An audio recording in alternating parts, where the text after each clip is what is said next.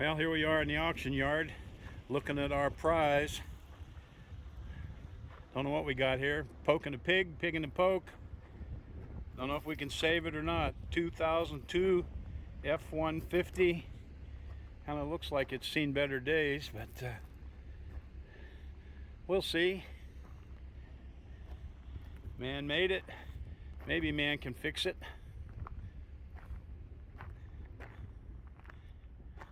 Buy these things at auction, you just don't know what you're going to get. Got a nice little topper lid there on it. Let's see if it runs.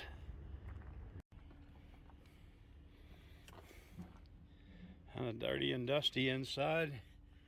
We'll stick a key in it. And we got batteries.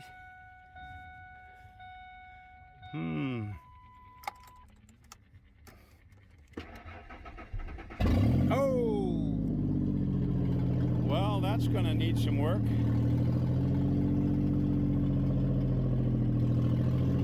Oh boy. That's going to be noisy.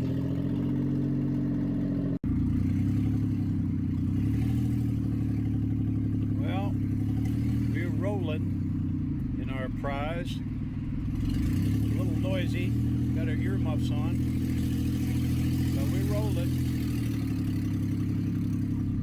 Brakes pull a little bit to the left. Mirrors don't work. We got a ABS light on, but all the other gauges look good. We'll see what we see. See if we make it back to the shop. We made it home at least. Probably 40-45 mile drive. That was interesting. Didn't want to go at first, didn't think we were going to make it, and then it started to run okay, seemed to ride okay. So we got back to the shop, and like my daddy told me, first thing you do with these old heaps is clean them up, clean the windows and clean the paint, see what you got. So the old truck, surprisingly, cleaned up pretty good with the pressure washer. Not too bad.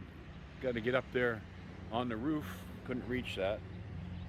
We do have some rust along the rocker panels. They're used up, but you can buy replacements pretty cheap.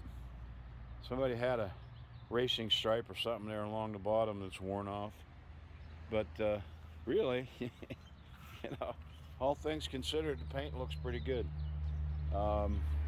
Tried to clean up the interior a little bit. Of course, we locked the door so we don't have the key with us.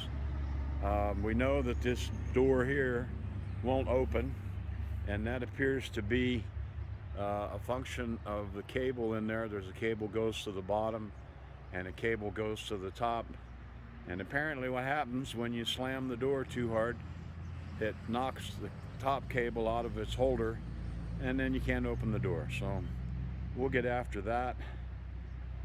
Wanted to plug into the OBD2 port, and that is non-functional. So we've either got a blown fuse or somebody disconnected the OBD2 port so nobody could plug a reader in and find out all the codes.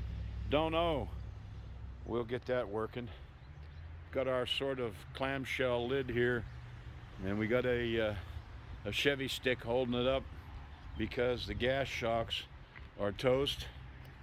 So I've already ordered a couple of new gas shocks, but the bed for a 20-year-old truck is surprisingly clean.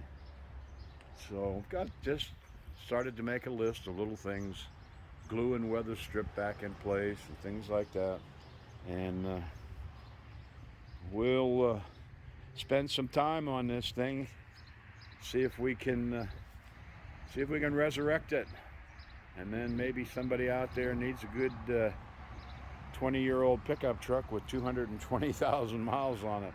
Ought to be good for another 4,000 or 5,000 miles anyway. We'll see.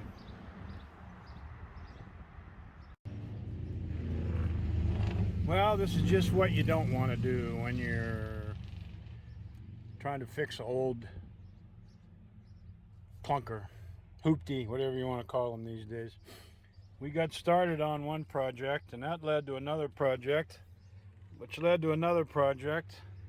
Now we got stuff scattered everywhere. So best thing to do when you do this is one job at a time. Thing is, here we tried to plug our code reader in, see if there were any codes, and code reader didn't work. So come to find out that the code reader and the power port cigarette lighter are on the same fuse, and the fuse was blown. Replaced the fuse blew again. So the problem most likely is in the power port. People plug the wrong stuff in there and short them out. So we managed to get up behind the dash and unplug that, and now the fuse is okay, and we got our code reader plugged in, and we got some codes because the right-hand catalytic converter is missing, along with the aux O2 sensors. So imagine that, a couple of codes. But other than that, really not too bad for an old clunk. And then we decided, okay, maybe we ought to try to get that power port out there and put a new one in. We still haven't figured out how to do that yet. So we got about half the dash ripped apart. There's the heater blower only works on high, and there's a resistor over there up under the dash behind the glove box, so we got to get at that. And on top of everything else, the shifter is sloppy, and we ran through all the procedures to figure out what was going on with that. And the last one left are bushings in the shift tube, which is under here, and you got to have half the dash apart to fix that anyway. So that's where we are. We got to pull the key lock out, pull those covers off, drop the steering column down, and put some new bushings in there. If that wasn't bad enough, our right hand, left hand, whatever it is, driver's side rear door wouldn't open, which is a common problem on F150s. So we decided to work on that too. I mean, and we got it all ripped to bits. And in the end, it's a common problem that all these trucks have. This is, let's see, the upper door latch. And right here at the end of the cable, you have these little plastic jobbers, and they break and wear out, and then the cable won't stay in place. And you can see at the other end here, this one is toast. So we got we didn't buy a new, we bought a kit. Dorman makes a kit, and what you do is cut these plastic things off of here and replace them with aluminum bits, and there are plenty of videos on YouTube about that. So we got to do that. This one actually doesn't look too bad, but we're going to replace it anyway. So we got all this stuff going on, and really what we got is a mess. So that's where we are today. And we also got some new struts in for the clamshell bed cover in the back, because they were toast. So we got to put them in, and we get all these little dinky jobs fixed. It'll just make the truck a little better, you know. Bad enough to have an old truck, but when all this other stuff doesn't work, it just adds insult to injury. The other thing we've got to do is figure out what's going on with the power windows, or the power mirrors. The switch doesn't want to work, or the mirrors don't want to work. I don't know if it's the switch or the mirrors. Most likely either the fuse or the switch, because neither one of them will work. And that's on our list.